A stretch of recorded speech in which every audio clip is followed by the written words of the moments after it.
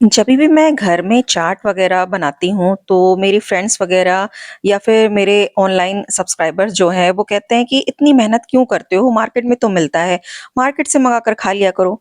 But सच बताऊँ तो ये मेरा शौक है कि कभी भी कुछ मौसम अच्छा हो या फिर कुछ अच्छा दिन हो, जिस दिन मैं सबको बुलाकर कुछ पार्टी-शार्टी करने वाली हूँ, तो मेरा मन करता है कि मैं घर में अच्छा-सा कुछ खुद के हाथों से बनाया हुआ सबको खिलाऊँ और खुद भी खाऊँ।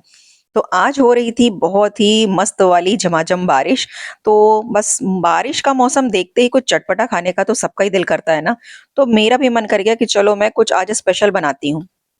तो ये वीडियो कोई रेसिपी स्पेशल नहीं है, जैसे रेसिपीज़ मैं आप सबके साथ शेयर करती हूँ। ये वाक़ई में मैं अपने घर में बना रही थी, तो मैंने सोचा चलो एक जो है रूटीन का वीडियो मैं शूट कर लेती हूँ, जो कि मैं घर में किस तरीके से काम करती हूँ, आप देख सकते हैं। तो यहाँ पर मैंने आलू उबलने चढ़ा दिए थे और चूँकि अचानक से मेरा मूड बना था कि मैं चाट बनाऊँ, तो चने वग़ैरह जो भीगने में सॉरी ये व्हाइट वाले मटर भीगने में टाइम लगता है ना, तो मैं क्या करती हूँ कभी अर्जेंट होता है तो मैं कैसरोल में करके और एकदम खौलता हुआ पानी उसके अंदर डाल देती हूँ और आप इसको बंद करके रख देंगे ना अच्छे से टाइट करके, तो ये 1.5 से 2 घंटे के अंदर बहुत अच्छे से फूल जाता है। तो अगर 1-2 घंटे में आपको फटाफट से चाट बनानी है, तो ये वाला तरीका बहुत अच्छा रहता है। आप देख सकते हैं सिर्फ 2 घंटे बीते थे और ये बहुत अच्छे से मटर जो है फूल चुकी है, आलू भी उबल चुके हैं, ठंडे हो गए हैं। तो बस अब मैं क्या करूँगी कि कुकर में ये मटर डाल के अच्छे से मैंने वॉश कर लिया था और नमक, हल्दी और थोड़ा-सा इसमें जो है लाल मिर्च पाउडर डाल के और पानी डाल के इसको मैं उबलने चढ़ा दूँगी।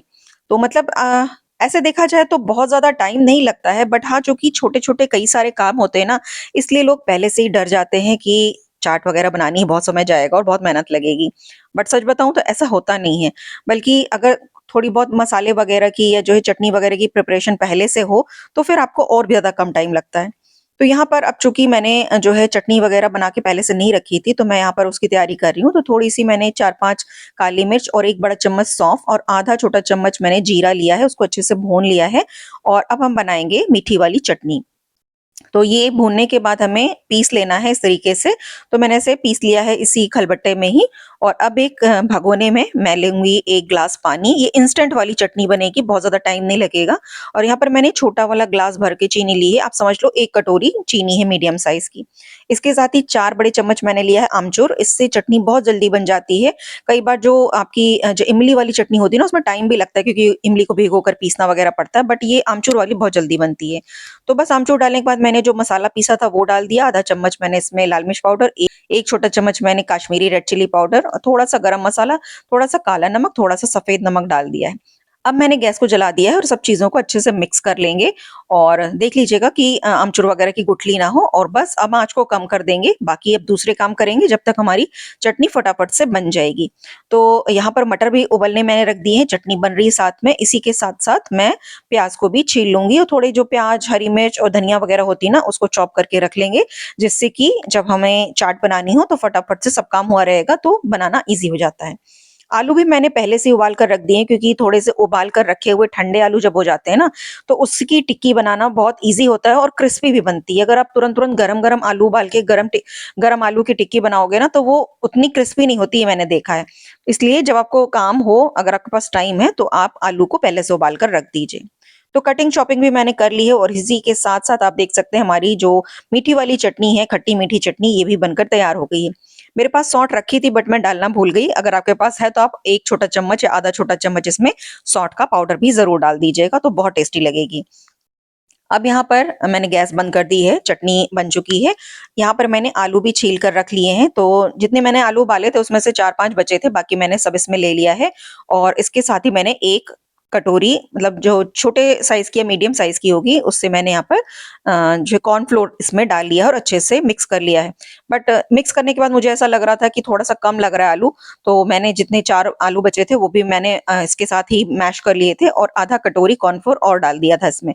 तो आई थिंक करीब 1 किलो के आसपास तो आलू रहे ही होंगे। तो चूँकि मैं इसको बना रही थी डिनर के लिए, तो मतलब ज़्यादा क्वांटिटी में मैं बना रही थी, तो बस इसलिए मैंने थोड़ा-सा एक्स्ट्रा इसको बना लिया था। तो बस इसकी हमें हाथों पे थोड़ा-सा ऑयल लगाते हुए टिक्की बनाकर रख लेनी है और देखते-देखते देखिए सारी तैयारी हो गई है, बहुत ज़्यादा टाइम नहीं लगा था। और यहाँ पर मैंने कढ़ाई में ले लिया है ऑयल और ज़्यादा ऑयल नहीं लिया है। आप देख सकते हैं कितना तेल इसमें था। एक्चुअली एक जो है बैच था वो पहले मैं फ्राई कर चुकी हूँ। उस समय मैं कैमरा ऑन करना भूल गई थी, इसलिए मैं यहाँ पर दूसरा बैच आपको दिखा रही हूँ। तो यहाँ पर आप देख सकते हैं करीब 6 टिक्कियाँ मैंने डाली हैं और ऑयल भी बहुत थोड़ा-सा लिया था, ज़्यादा नहीं लिया था, ये देखिए। और इसी में हमें इसको फ्राई करना है अलट-पलट कर। तो स्टार्टिंग में आँच थोड़ी तेज़ रखिएगा, उसके बाद आँच को मीडियम कर दीजिएगा और बार-बार आप थोड़ी-थोड़ी देर पे इसको उलट-पलट के सेकेंगे ना, तो टिक्की बहुत अच्छे से क्रिस्पी हो जाती है। और अगर आपका फ्लैट फ्राई पैन टाइप का होगा तो उसमें और एक साथ कई सारी टिक्की आ जाती हैं और फ्लैट सरफेस पे ये और अच्छे से सिक जाती है। बट कढ़ाई में भी कोई दिक्कत नहीं हो रही थी, आराम से मेरी टिक्कियाँ आप देख सकते हैं एकदम अच्छे से गोल्डन हो रही हैं, क्रिस्पी हो रही हैं। तो टिक्कियाँ बनकर रेडी हो चुकी हैं। अब चलिए इनको असेंबल कर लेते हैं। यहाँ पर हाँ, मैं दिखाना आपको भूल गई थी, थोड़ा-सा दही मैंने जो है बड़ी वाली छन्नी में से छान लिया था और उसमें 1 चम्मच बस जो है चीनी मिला ली थी। तो सारी प्रिपरेशन हो चुकी है, अब हमें सिर्फ़ असेंबल करना है इन टिक्कियों को और जो-जो चीज़ें हमने बनाई हैं उसको हमें ऊपर से के लगा देना है और टिक्की को प्रिपेयर कर लेना है। हाँ, हरी चटनी की रेसिपी मैंने आपको नहीं दी क्योंकि हरी चटनी मैंने अभी 2 दिन पहले ही बनाई थी, वो फ्रिज में रखी हुई थी। मैंने आप सबके साथ एक स्नैक्स की रेसिपी शेयर करी थी, उसमें जो कबाब के साथ चटनी खाते हैं ना, वो मैंने ग्रीन वाली तैयार करके रखी हुई थी। अगर आप वो देखना चाहते हैं, तो मैं आपको जो है उसकी रेसिपी दे सकती हूँ, आप बताइएगा तो मैं दे दूँगी। तो यहाँ पर मैंने एक जो है प्लेट में इस तरीके से ये टिक्कियों को अरेंज किया, थोड़ा-सा उसको चम्मच से फोड़ लिया है, उसके बाद इसके ऊपर हम डालेंगे मटर और उसके बाद से फेटा हुआ दही हम डालेंगे। हमारे यूपी साइड में ना टिक्की में मटर ज़रूर पड़ती है, तो वो हमारा जो अपने घर का टेस्ट है ना, वो बहुत हमें पसंद है। यहाँ पर दिल्ली में तो इस तरीके की नहीं मिलती है टिक्की, यहाँ पर सिर्फ़ चटनियाँ डाल के मिलती है, बट मुझे पसंद है तो मैं घर में ज़रूर बनाती हूँ इस तरीके से। इसके बाद मैंने हरी चटनी डाल दी, मटर डालने के बाद दही और फिर हरी चटनी और फिर लाल वाली चटनी इस पे मैंने डाल दी है। चटनियाँ खूब अच्छे से डालिएगा तो टेस्ट बहुत अच्छा आ जाता है टिक्की का। जब तक मस्त भरी हुई चटनी ना पड़ी हो ना, इसमें खूब अच्छे से तर हुआ रहता है जब टिक्की, तब मज़ा आता है। ऊपर से थोड़ा-सा लाल मिर्च पाउडर, थोड़ा-सा भुने हुए धनिये का पाउडर और थोड़ा-सा भुने हुए जीरे का पाउडर हम डालेंगे। आप चाहें तो थोड़ा-सा काला नमक भी ऊपर से डाल सकते हैं, अगर आपको टेस्ट है तो आप मतलब थोड़ा तेज़ खाते हो तो डाल सकते हो। इसके बाद मैंने हरी मिर्च डाल दी है, ऐसे प्याज को छोटे-छोटे टुकड़ों में जो काटा था वो मैंने डाल दिया है।